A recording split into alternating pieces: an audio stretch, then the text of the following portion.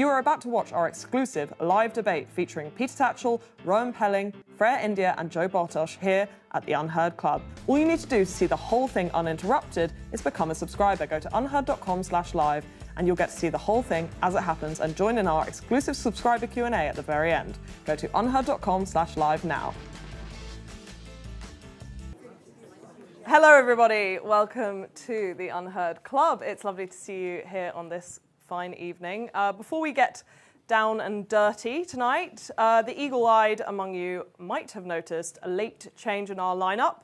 Freya India unfortunately could not make it to Westminster this evening due to events beyond all of our control, but with every cloud comes a silver lining, and the silver lining tonight comes in the form of Robert Jessel, co-author of the new book, Pornocracy, and we're very grateful to him for stepping in at such late notice. He'll be joining his Pornocracy writing partner, Jo Bartosch, on the proposition side of tonight's debate. On the opposition side, you will probably recognise former editor of the Erotic Review, Rowan Pelling, and human rights campaigner, Peter Tatchell. Tonight's motion is, to remind everyone, this House believes all porn is a threat to humanity. So now we've got the cameras rolling, it's time to gird our loins, prepare the splash zone in the front 2 rows, and welcome our master debaters to the UnHerd Club.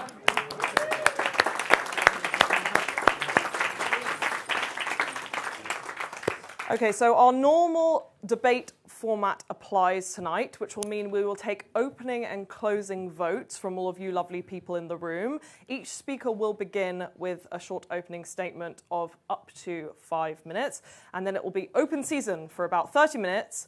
We'll take a short 5-minute break where you can lubricate yourself at the bar behind you, and then you can come back here to pose your best questions to our debaters. But before that, if you are watching the live stream, and you've seen the words live and porn and got very excited, or even more pervertedly saw the words unheard and debate and got really excited, then listen up, because you'll only be able to enjoy the first 20 minutes of this orgy of erudition, I've said it, unless you are a subscriber. You guessed it. What more reason do you need to join our free-thinking family? You will get everything UnHerd has to offer, and you won't even have to prove your age before pursuing our titillating content. Go to unherd.com/live and become a subscriber now. Okay, now all of my fluffing is behind us. Let us begin with our opening votes. So, I'm going to ask you all tonight, does this House believe all porn is a threat to humanity? Note all. This House believes all porn is a threat to humanity. Those in favour, raise your hand now. 1, 2, 3, 4, 5, 6, 7, 8, 9, 10, 11, 12, 13, 14, 15, 16, 17. That's 17. Thank you, hands. And if you do not believe all porn is a threat to humanity, please raise your hand now.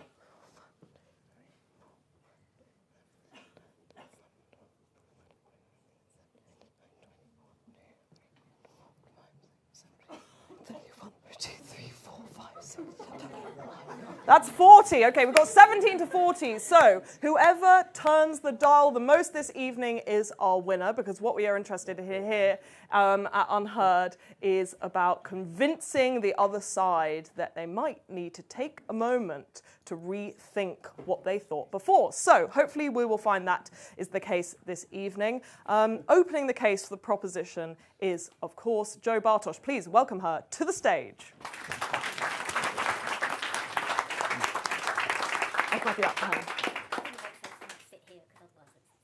Oh no, definitely go over there, because we'll need, we need the camera to be on you. Don't worry, we'll. In which case, I'll just stand behind it then. Right. So, God, I didn't realise I was going to have a work cut out for me so much. So 2 decades ago, humanity lost a war. We didn't even know that we were fighting. As we idly snooped on our exes on Facebook, an army of technologists was busy reverse engineering desire. They hacked our brains and they recoded sexuality. Consequently, today, 3/4 of British men use pornography. The figures for women are far lower. And as a species, we are having less sex and fewer babies than ever before. So what are the estimated 13 million Brits logging onto each month? so-called ethical porn is less popular than Brazilian fart porn. It is an irrelevance. Look on any popular porn site and you will be immediately presented with incest, so-called pseudo-child pornography, and what in any other context would be considered criminal sexual violence. The time I spent with my co-author researching and writing Pornocracy left me despondent. The average age of first exposure in the UK to pornography is between 11 and 13. And what happens when kids learn about sex, and indeed the opposite sex, from porn? Well, I can tell you what I've found. I've heard from doctors who've treated teenage girls with anal injuries because boys have learned that tenderness is unmanly. Rape crisis professionals who say it's now routine for abuse to be filmed and uploaded to porn sites. I've listened to young women who opened OnlyFans accounts before they'd even had an orgasm. Some retreat altogether, identifying as asexual or stepping back. Sorry, is there noise? Sorry. That's okay. Someone's listening to a rival podcast. Fine. So, as I was saying, some retreat altogether, identifying as asexual or stepping back from the female body itself. Dr. Hilary Cass acknowledged in her report on the Tavistock Clinic, she acknowledged that pornography can play a role in girls identifying as boys. And at the Tavistock Clinic, around 90% of the girls referred were same-sex attracted. And I'm sure you can imagine the horror of being a teenage girl, realising you might fancy your best friend and typing lesbian into a search engine. The messages of pornography have crept out of the bedroom. Among over 65s, 87% understand that marriage does not imply consent to sex. Among 18 to 24-year-olds, that falls to 42%. And I will spare you for now what I've discovered about pornography-created paedophiles. Let's not pretend that pornographers are the only technologists who don't want your time or your data or your dopamine. Their profits depend on keeping you scrolling and your tastes escalating. Pornography is taking us back to a time when women were treated as chattels to be traded. Today, every teenage boy carries in his pocket the power to digitally strip a woman, any woman, a disliked teacher, a classmate, a prime minister, and circulate her as porn. Meanwhile, hidden cameras mean a trip to the changing room or lavatory that turn an ordinary moment into content. Given this, what girl would want a career in the public eye? Pornography is a threat that weakens the fragile bonds that hold civilization together. Its effects can be traced from the level of the synapse to society. It's even impacting on democracy. The antics of trans activists are not due to a surfeit of Judith Butler. It's what happens when porn-fed kids get political. Beneath this is a more fundamental loss. Pornography transforms connection and intimacy into performance and desire into data points. And in doing so, it erodes what has always driven humans to greatness, the courage to risk vulnerability and fall in love.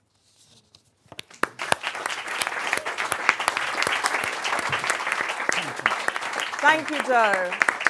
And to open the case for the opposition is Peter Tatchell.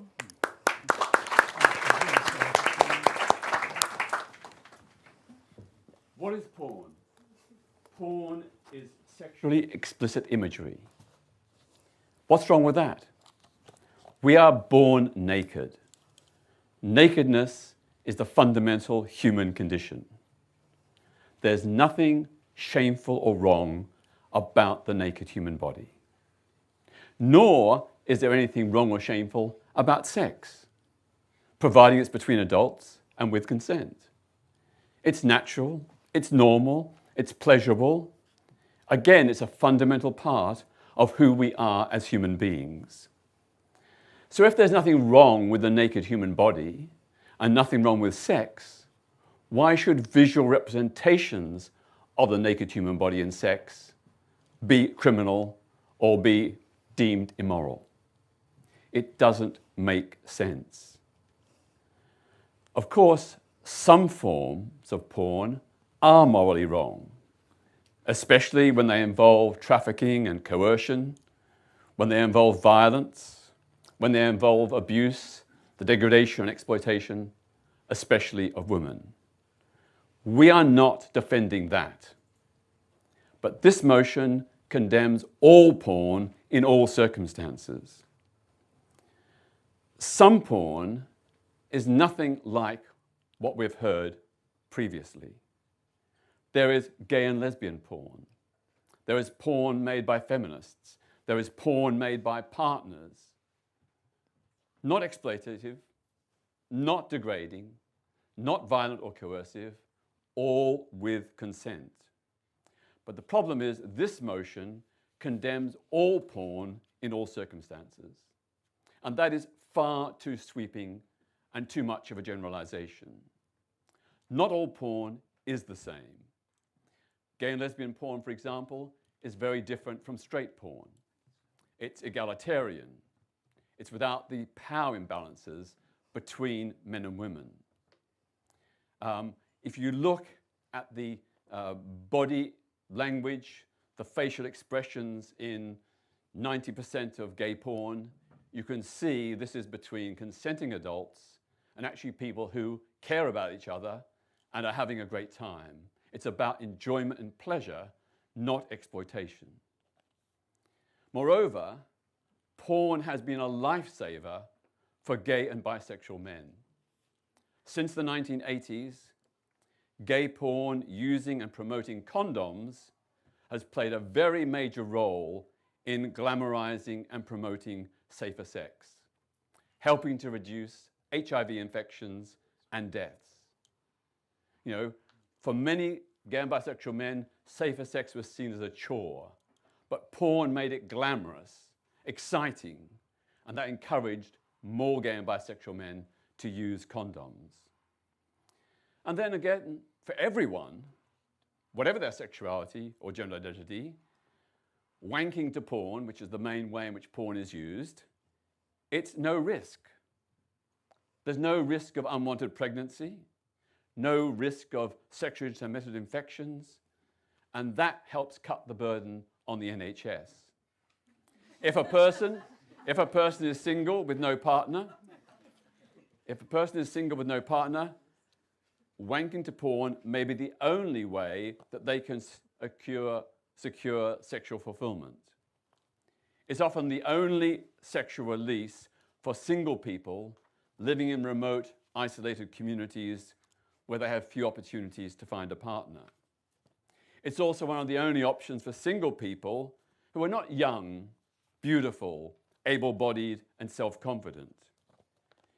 If you took away porn, you'd be denying the option of sexual satisfaction to single people who are elderly, overweight, disabled, shy, and those who don't fit conventional standards of attractiveness. Porn is a great social leveler. It's a form of sexual democracy. It gives everyone access to the images and desires they have, but may not be able to attain because of their personal circumstances. It gives everyone access to carnal pleasure, regardless of age, looks, abilities, or social background. We know from the evidence that having lots of sex, or as much sex as you need and want, is good for your mental and physical health. It actually boosts self-esteem. It produces happy hormones. It's good exercise. It's a fitness regime in itself. Lots of good research has shown the value of regular sex. For men in particular, having regular ejaculations is a factor which can help reduce the incidence of prostate cancer. So if you don't have a partner and you're single, if your only option is to use porn to have an ejaculation, that is not only going to give you fulfillment, but it's actually going to reduce the possibility of you getting prostate cancer. And the final point I'd say is that porn is often a result or a mechanism for young people who find sex and relationship education in schools wholly inadequate. Some of it is good, but most of it is not adequate. So young people go to porn to find out what to do and how to do it. They shouldn't have to. It should be taught in schools, but when it's not, that's the option they have. So I'd say that we must not generalize about all porn. must recognize it has value in some circumstances and therefore reject this motion. Thank you. Thank you, Peter. And to continue the case of the proposition, Robert Jessel. I know we're not answering each other directly next, but Peter's peroration reminded me of the quote, I think it was the legendary broadcaster Alistair Cook, who said, I prefer radio to television. The pictures are better. A public service announcement, it is possible to masturbate using your imagination. Like Peter, I would like to start by defining terms. For me, pornography is not naked people. Pornography is material with the primary purpose of facilitating the user's orgasm. It is not ancient cave art or fertility fetishes from the South Seas. It's not amphorae depicting scenes of Greek love, nor is it the Cern Abyss giant.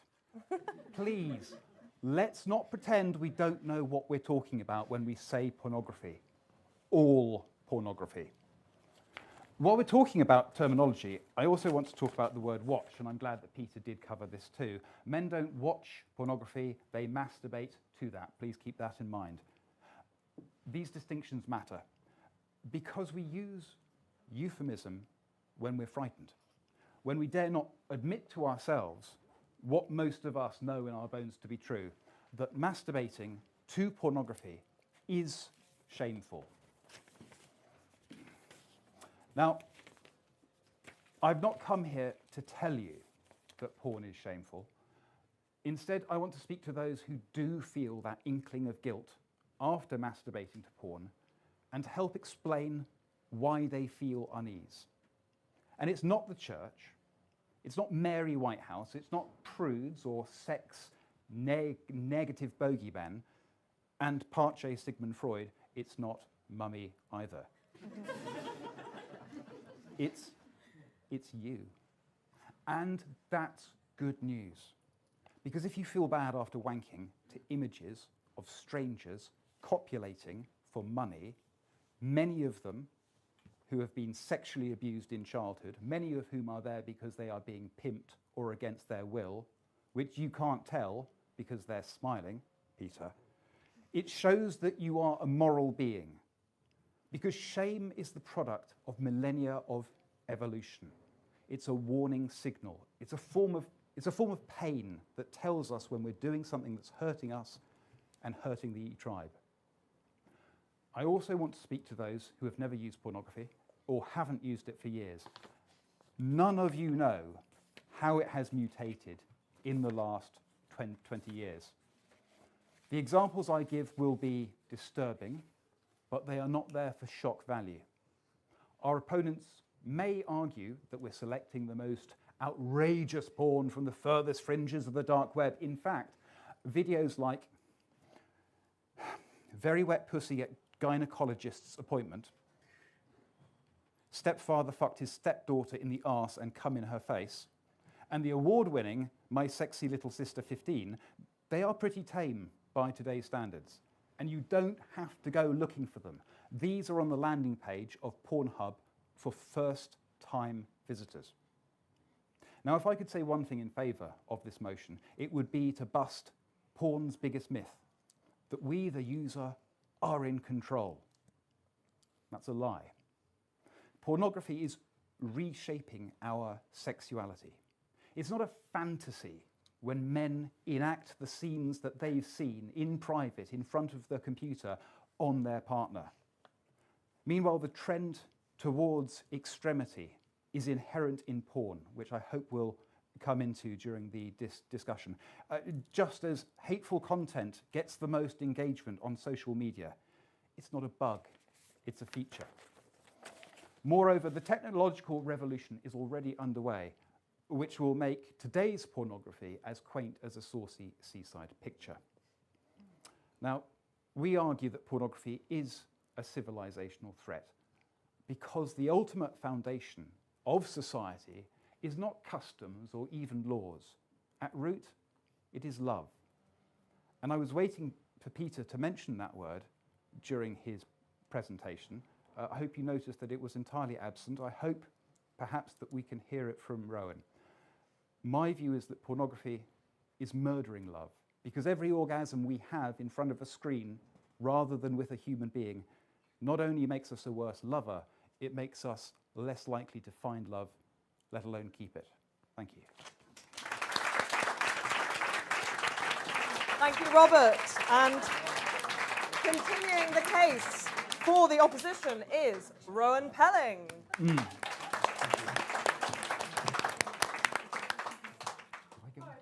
Go a bit off piste and start a bit differently to how I was going to respond to Robert, because I am a great believer in love, which is why my second erotic magazine was called The Amorist, to give that nod to love, to amour. But I would say the greatest killer of sexual love is shame. And I think if we bring too much shame for the wrong reasons into the bedroom, then it is a great killer of intimacy and love. So we have to be careful about that. At the same time, I'm reading Pornocracy. It is a really good book. I don't dispute too much of what is in there. I see pornography as being a kind of iceberg, and there's a small bit that I think is good and promotes all the things that I would like to see: playfulness, sexual imagination, intimacy. And there is, under that iceberg, a desperate, grim, dark chasm that doesn't reinforce human love or anything that's helpful. And I would like to see that got away with, but I expect we all would. I don't think this is going to be a matter of dispute. I think we're all going to agree on it. And in fact, I know there's someone here from the BBFC, and they have been working with Baroness, God, I've got to read my name. Burton, yeah. Yeah, Baroness Burton, who's done a review into pornography. We're soon going to see all scenes of choking and strangulation eliminated. That's going to become illegal within pornography. And she has made many other good recommendations. And the only thing that's lacking at the minute is willpower. So can we just leave that to the side? Because the debate here is all pornocracy. All porn. All porn is a threat to democracy. So you can see I'm menopausal. And the fact is, it isn't. I'm the only one on the panel who's been called a pornographer. I used to do a magazine called the Erotic Review. Now, however much Robert says we all know what we're talking about when it comes to pornography, we don't. It's very much in the eye of the beholder.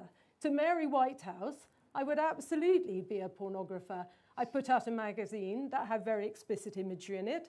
I used to show some erotic films, and one was called Polisson and Galipette, and it was pornography of the 1930s. Did a private show at the Chelsea Arts Club. You know, we showed very explicit imagery to the point I found out that Richard Desmond was running down in Northern Shell going, how the fuck do they get away with it at the Erotic Review? So it's not a matter of being explicit. The question here is, what is the difference for some people between what's legal and what's illegal? What is beautiful, fluffy, lovely erotica, and what is to some people's minds pornography, is always going to be subjective.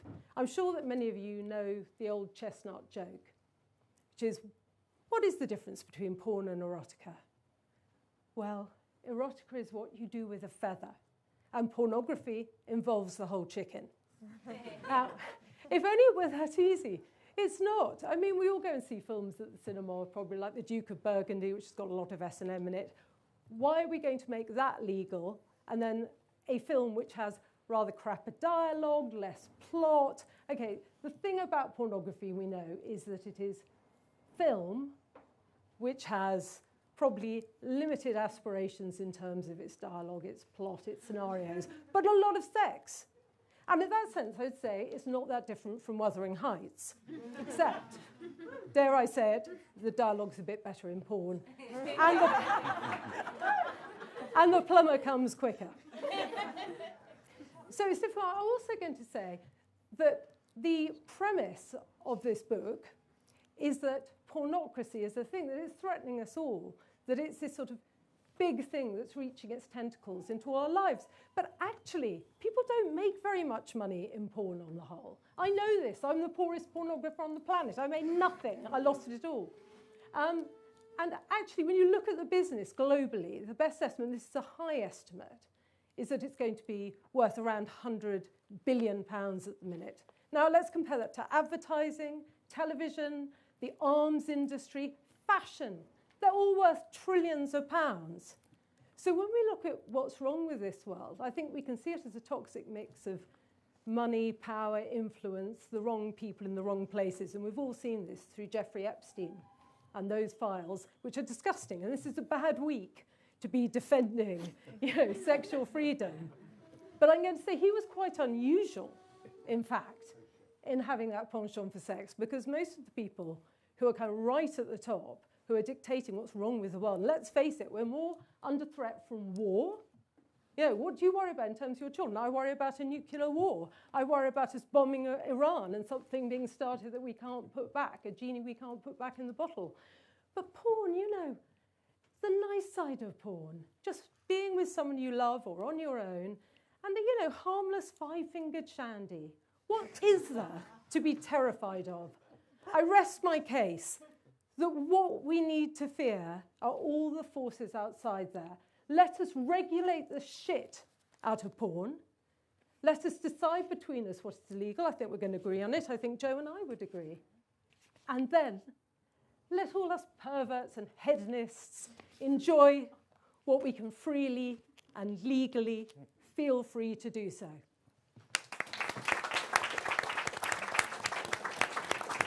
Thank you, Rowan. That's the first appearance of the five-fingered shandy reference in this room at the very least, so that's great. What we're going to do now is we're going to turn it over to our speakers to challenge each other on what they've just heard. I will go in reverse order, so we'll go back to Joe, and then you can decide what in those speeches you'd like to pick up on. And at this point, there is no special privilege of not being interrupted. If you would like to interrupt each other, brawl in the aisle, you are free to do so now. So go for it, Joe. Okay, so I think the point I wanted to pick up from with you, Peter, was when you said that young people can find porn educational.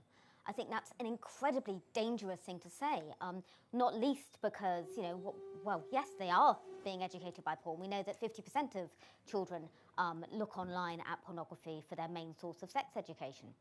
And the results have been, for example, the total normalization of sexual strangling, a practice which can lead to death within 17 seconds and indeed unconsciousness within 10 seconds. And it is a practice that is always carried out by men against women. That is what normal mainstream pornography shows. So I find it absolutely astounding that you would suggest there was anything positive about children looking at pornography if their sex education is lacking. Well, I'm not saying it's right, but I'm saying, sadly, the state of sex education in our schools is so poor that leads young people to look to pornography to find out what to do and how to do it. That shouldn't be the case, but it is. And you raise a whole series of problems and critiques about porn and its effect on young people.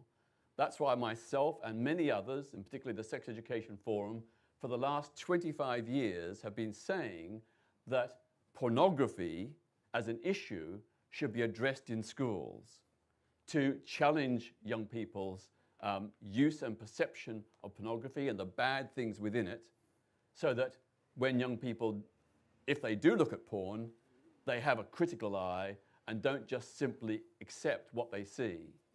So for example, strangulation and so on, it needs to be taught to young people that if you go into porn, you will see strangulation. That is an abuse of the person being strangled. That is potentially dangerous.